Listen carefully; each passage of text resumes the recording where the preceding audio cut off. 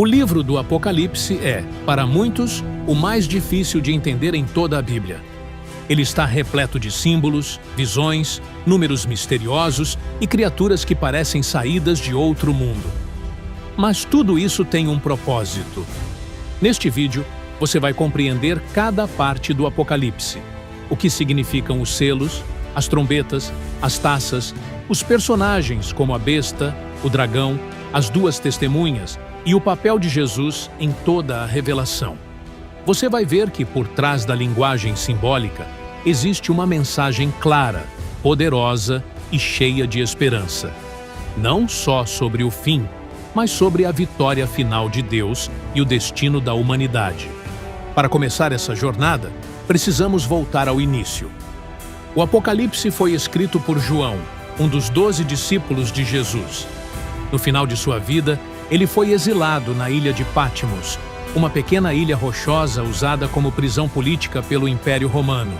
Ele estava ali por causa da palavra de Deus e do testemunho de Jesus.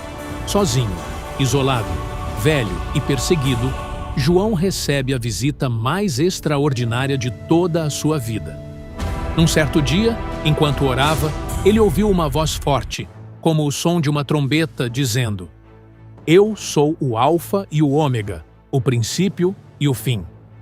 Quando João se vira para ver quem falava, ele tem uma visão impressionante. Ele vê Jesus glorificado, não como o homem simples que andou pelas ruas da Galileia, mas como o Senhor ressurreto, exaltado, cheio de glória. Seus olhos são como fogo, sua voz é como o som de muitas águas, sua roupa é branca como a luz, e em sua mão há 7 estrelas. Na sua boca, uma espada afiada. É o Cristo glorioso, que venceu a morte e reina eternamente. João cai como morto aos seus pés, mas Jesus toca nele e diz: "Não temas, eu sou o primeiro e o último. Estive morto, mas agora vivo para sempre.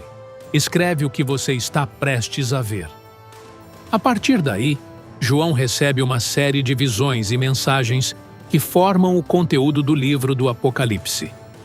Não é um livro comum, é uma revelação, e essa palavra é importante.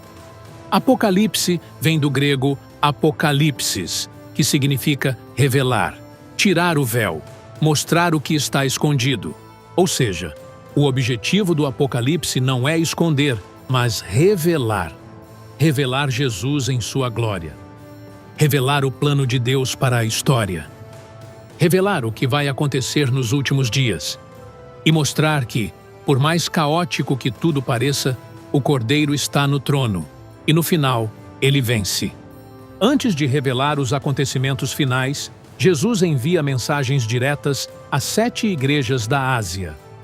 Cada uma representa um tipo diferente de realidade espiritual.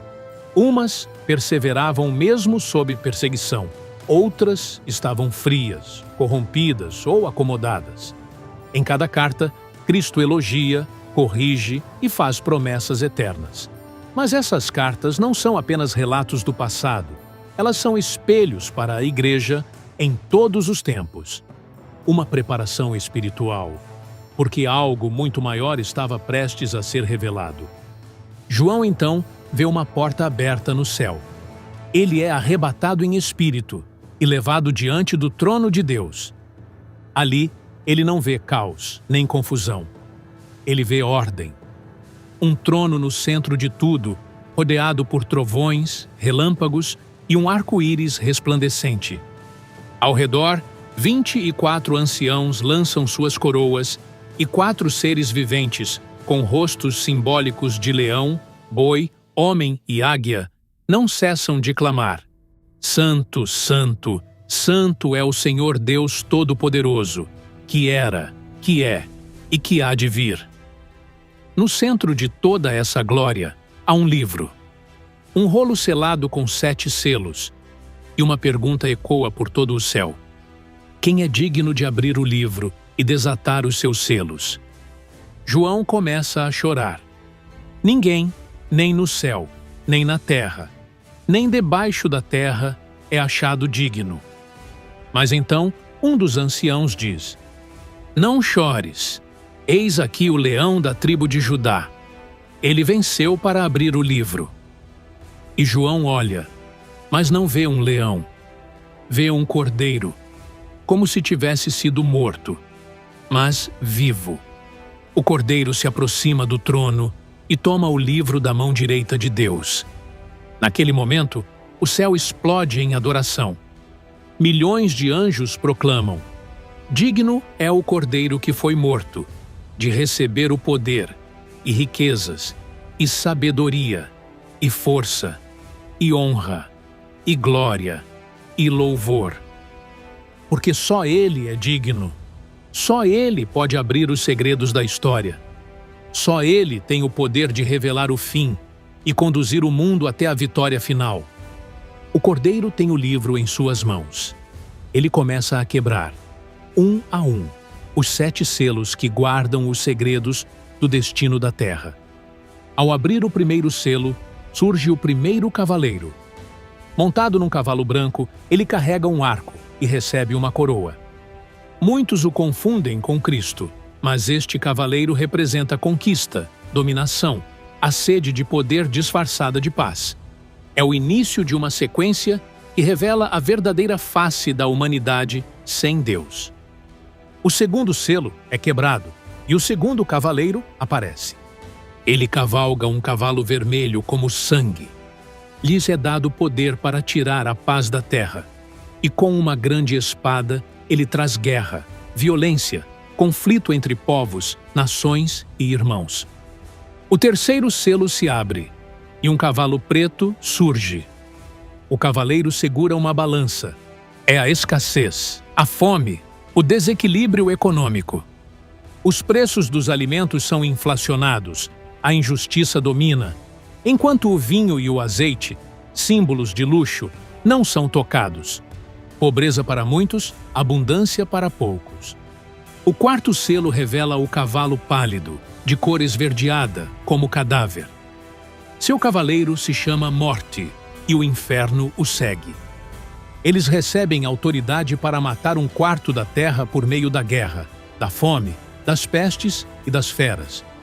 Cada cavaleiro representa forças que já atuam no mundo, mas que se intensificarão no tempo do fim. Eles não agem por si mesmos, são liberados com a permissão de Deus, como juízo sobre a humanidade rebelde. Ao abrir o quinto selo, João vê debaixo do altar as almas dos mártires, aqueles que foram mortos por causa da palavra de Deus. Eles clamam por justiça, perguntam até quando, e recebem vestes brancas, sendo consolados com a promessa de que o tempo do juízo se aproxima. O sexto selo é aberto, e agora o cenário se torna cósmico. Há um grande terremoto.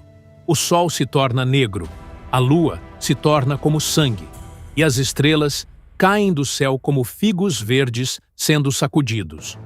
O céu se enrola como um pergaminho, e toda montanha e ilha é removida do seu lugar. Os reis da terra, os grandes, os ricos e os poderosos correm para se esconder e dizem: cai sobre nós, montes, escondei-nos da face daquele que está assentado no trono e da ira do Cordeiro. Porque o grande dia do juízo está chegando. E quem poderá subsistir? Mas antes que o sétimo selo seja aberto, algo acontece.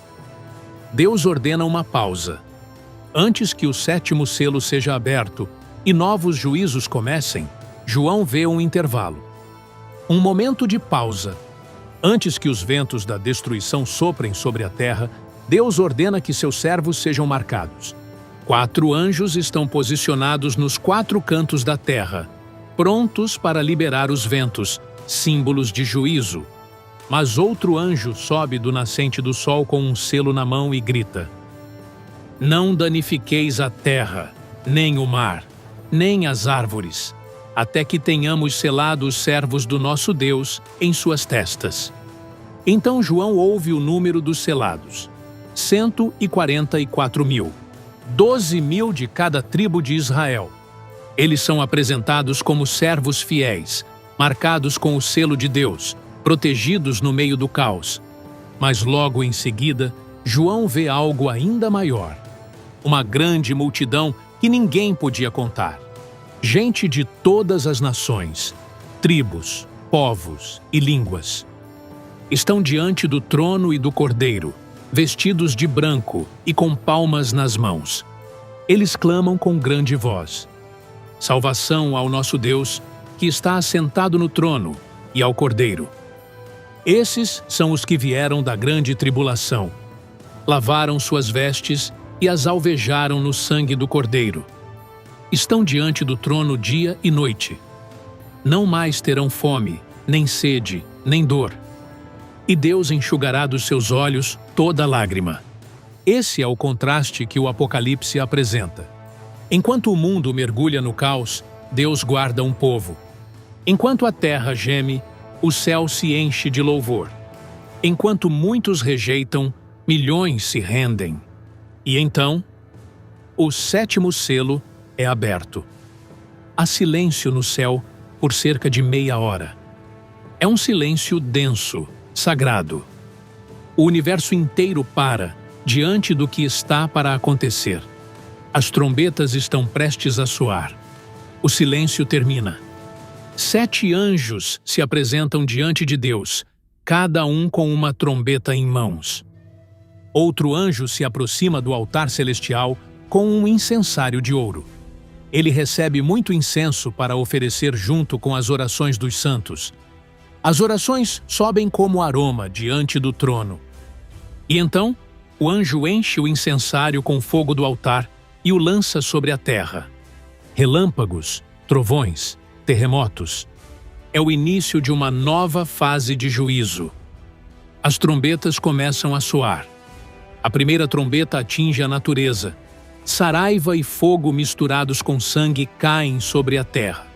1/3 das árvores e da relva verde é queimado. A segunda trombeta toca, e algo como uma grande montanha em chamas é lançado ao mar. 1/3 do mar se torna sangue. Morrem os seres vivos que nele estavam, e os navios são destruídos. A terceira trombeta traz uma estrela ardente chamada absinto, que cai sobre os rios e fontes. As águas se tornam amargas, e muitos morrem ao bebê-las. Com a quarta trombeta, a escuridão atinge os céus. 1/3 do sol, da lua e das estrelas é ferido. A luz diminui. O dia e a noite se tornam mais sombrios. Mas antes da quinta trombeta, uma advertência ecoa nos céus. João vê uma águia voando alto e gritando: ai, ai, ai dos que habitam sobre a terra! Porque os próximos toques trarão algo ainda mais terrível. A quinta trombeta é o primeiro ai. Uma estrela caída recebe a chave do abismo. De lá, sobe uma fumaça escura, e com ela, criaturas que João descreve como gafanhotos, com aparência de cavalos preparados para a guerra. Eles não atacam as plantas, mas sim os homens que não têm o selo de Deus. Sua picada é como a de escorpião. O sofrimento dura 5 meses. As pessoas desejarão morrer, mas a morte fugirá delas. Essas criaturas têm um rei sobre si. O anjo do abismo, chamado Abaddon, em hebraico, e Apollyon, em grego, o destruidor.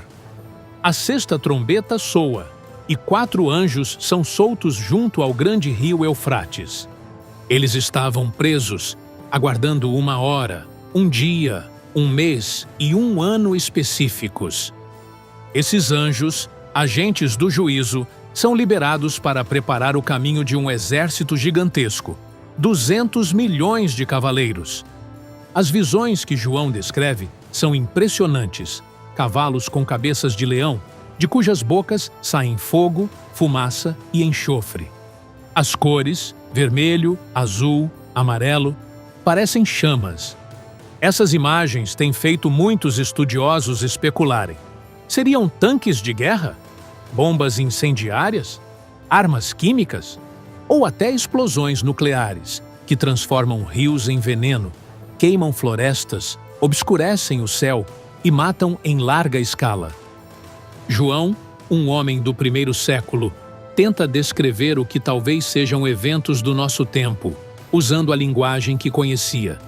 E o que ele vê não é apenas destruição física, mas endurecimento espiritual. Mesmo depois de tanto juízo, os sobreviventes não se arrependem. Permanecem entregues à idolatria, às drogas, à imoralidade, aos assassinatos e à mentira.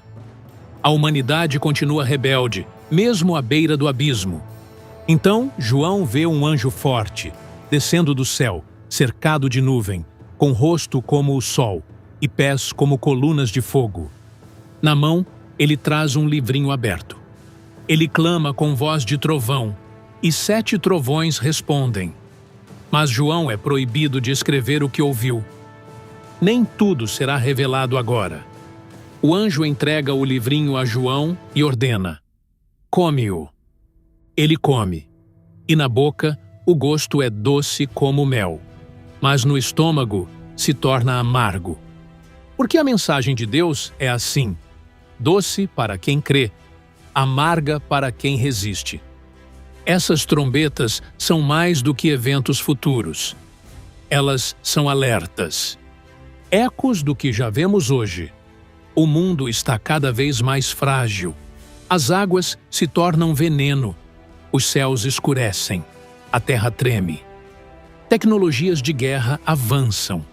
E muitos vivem como se nada estivesse acontecendo. As trombetas anunciam: o tempo está se esgotando. E o juízo não pode ser ignorado. Agora, tudo se prepara para a última trombeta. Mas antes, surgem 2 testemunhas proféticas, e o conflito atinge a terra de forma direta. João recebe uma nova instrução. Levanta-te e mede o templo de Deus, o altar e os que nele adoram. Mas o pátio exterior é deixado de fora, entregue aos gentios. Eles pisarão a cidade santa por 42 meses. Essa medição não é apenas simbólica. Ela representa separação, proteção e juízo. O templo é marcado, porque algo grandioso vai acontecer dentro e fora dele. 2 testemunhas surgem. Elas são profetas. E durante 1260 dias, elas profetizam, vestidas de pano de saco. Elas têm autoridade para fechar o céu, fazer descer fogo da boca, transformar águas em sangue e ferir a terra com pragas. Ninguém pode tocá-las, até que seu tempo se complete. Mas então, a besta que sobe do abismo faz guerra contra elas, as vence e as mata. Seus corpos ficam expostos nas ruas de Jerusalém, e o mundo inteiro os observa. Povos, tribos, línguas e nações contemplam as 2 testemunhas mortas. As pessoas celebram, enviam presentes umas às outras, como se a morte dessas profetas fosse um alívio. Mas após 3 dias e meio, o Espírito de vida de Deus entra nelas. Elas se levantam e grande temor cai sobre todos. Uma voz do céu chama: subi para cá. E diante dos olhos do mundo, elas sobem em uma nuvem. Na mesma hora, um grande terremoto atinge a cidade. 10.000 morrem. Os sobreviventes, pela primeira vez, dão glória ao Deus do céu. Essa cena revela algo essencial. A palavra de Deus não será calada. Mesmo quando tudo parece perdido, ele ressuscita o testemunho. E sim, o mundo já vive dias onde se tenta calar profetas, silenciar a verdade, zombar da fé. Mas no fim, Deus sempre terá a última palavra. A 7ª trombeta soa, e vozes no céu declaram: os reinos do mundo vieram a ser de nosso Senhor e do seu Cristo, e ele reinará para todo o sempre. Os 24 anciãos se prostram e adoram. O templo de Deus se abre no céu, e a arca da aliança aparece. Relâmpagos, vozes, trovões, terremoto e grande saraiva preenchem o ambiente. O Apocalipse muda de tom. A partir daqui, João verá os bastidores espirituais por trás dos acontecimentos visíveis. Porque a guerra que se aproxima começa no céu. João vê um grande sinal no céu. Uma mulher, vestida do sol, com a lua debaixo dos pés e uma coroa de 12 estrelas sobre a cabeça. Ela está grávida, grita com dores de parto e deseja dar à luz. Logo em seguida, surge outro sinal. Um grande dragão vermelho, com 7 cabeças e 10 chifres, e em suas cabeças 7 coroas.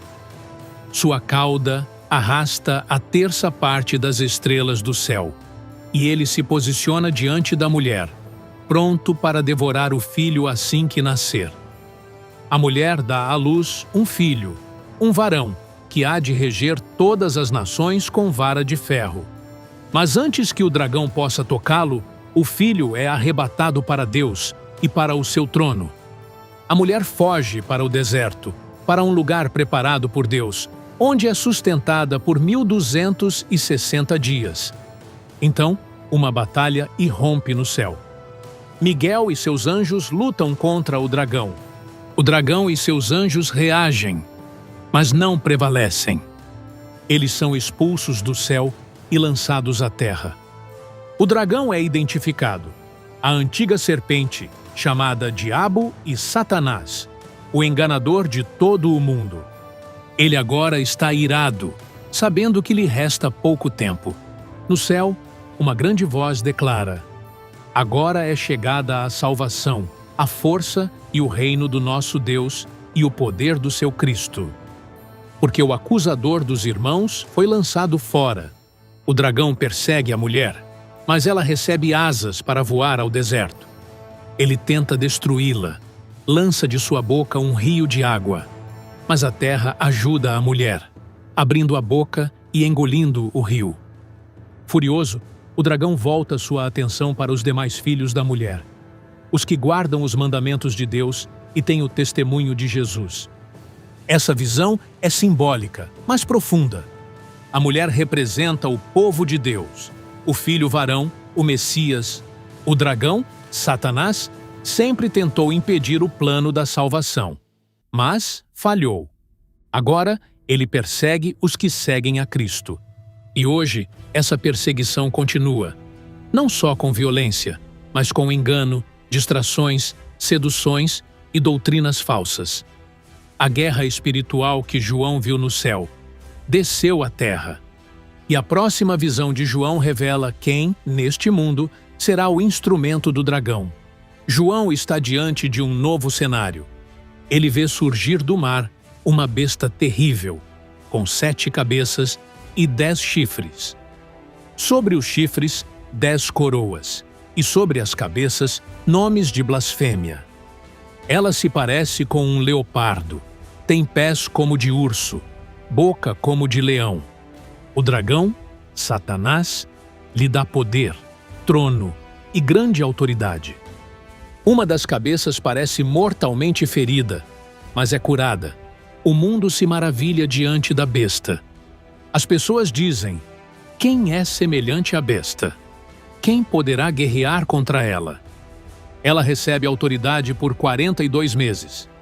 Abre a boca para blasfemar contra Deus, contra seu nome, contra seu tabernáculo e contra os que habitam no céu.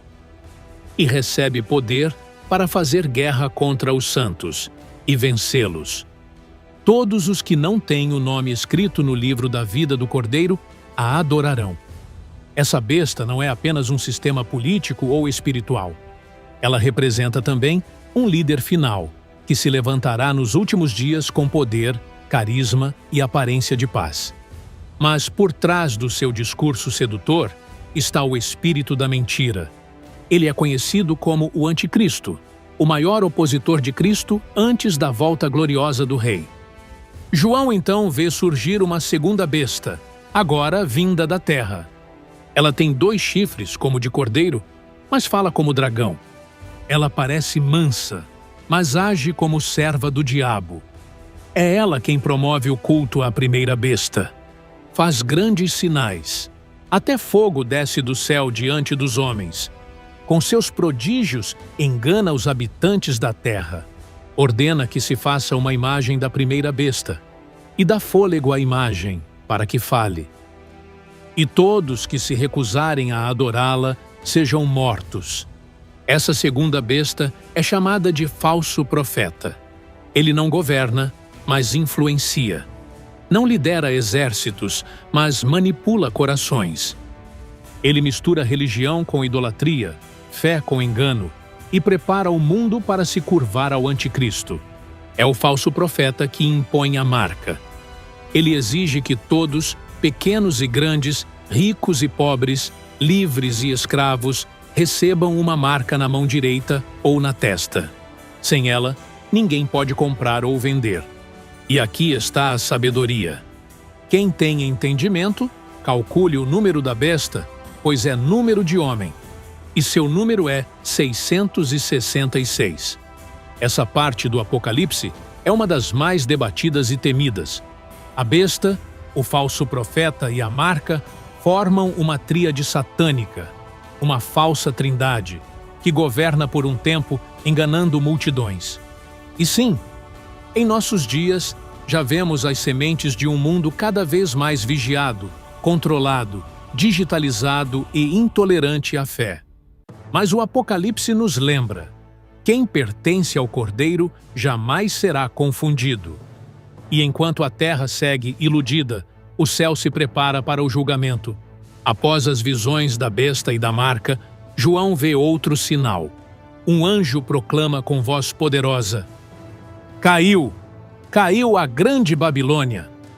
A Babilônia, no Apocalipse, representa um sistema mundial de corrupção, luxúria, idolatria e opressão. Ela é chamada de prostituta, sentada sobre muitas águas, vestida de púrpura e escarlate, adornada com ouro e pedras preciosas. Ela embriagou as nações com o vinho da sua prostituição. Comércio, sensualidade, poder, religião corrompida, tudo misturado. Ela persegue os santos e se embriaga com o sangue dos mártires. Mas agora, sua queda é certa. Em apenas uma hora, sua destruição vem. Reis, mercadores e navegadores choram por ela. Não por arrependimento, mas porque perderam seus lucros. Um anjo pega uma grande pedra e a lança ao mar, dizendo: com igual violência será lançada a Babilônia, e nunca mais será achada. Então o céu se enche de louvor. Uma multidão exulta: Aleluia! A salvação, a glória e o poder pertencem ao nosso Deus, porque ele julgou a grande prostituta e vingou o sangue dos seus servos. E então a cena muda. João vê o céu aberto e aparece um cavalo branco. Aquele que o monta se chama Fiel e Verdadeiro. Seus olhos são como chamas de fogo. Em sua cabeça, muitos diademas. Seu nome, Rei dos Reis e Senhor dos Senhores. Ele vem para guerrear com justiça. Seus exércitos o seguem, montados em cavalos brancos, vestidos de linho fino, branco e puro. De sua boca sai uma espada afiada, com a qual ferirá as nações. Ele pisa o lagar do vinho da ira de Deus, e a besta, e os reis da terra, e seus exércitos, se reúnem para guerrear contra o rei. Mas não há batalha. A besta é presa. O falso profeta também. Ambos são lançados vivos no lago de fogo que arde com enxofre. O restante é vencido com a palavra que sai da boca do Cordeiro. E os céus se calam. Porque agora o rei assumiu seu trono na terra. A justiça foi estabelecida. O mal finalmente vencido. E o Cordeiro, glorificado diante de todos.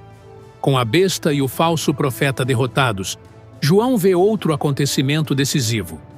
Um anjo desce do céu, com a chave do abismo e uma grande corrente na mão. Ele prende o dragão, a antiga serpente, que é o diabo e Satanás, por 1000 anos. Durante esse tempo, ele é lançado no abismo e selado ali, para que não mais engane as nações. Então começa o que se chama de milênio, 1000 anos de paz justiça e governo de Cristo. João vê tronos, e os que neles se assentam recebem autoridade para julgar. Aqueles que foram mortos por causa do testemunho de Jesus e da palavra de Deus, que não adoraram a besta nem receberam sua marca, ressuscitam e reinam com Cristo. Essa é a primeira ressurreição. Bem-aventurado e santo é quem tem parte nela. Sobre esses, a segunda morte não tem poder. Mas, ao fim dos 1000 anos, Satanás é solto por um pouco de tempo. E, mesmo após o reinado de Cristo, ele volta a enganar as nações. Reúne os povos de Gog e Magog para a batalha. Cercam o acampamento dos santos. Mas fogo desce do céu e os consome. Agora não há mais fuga.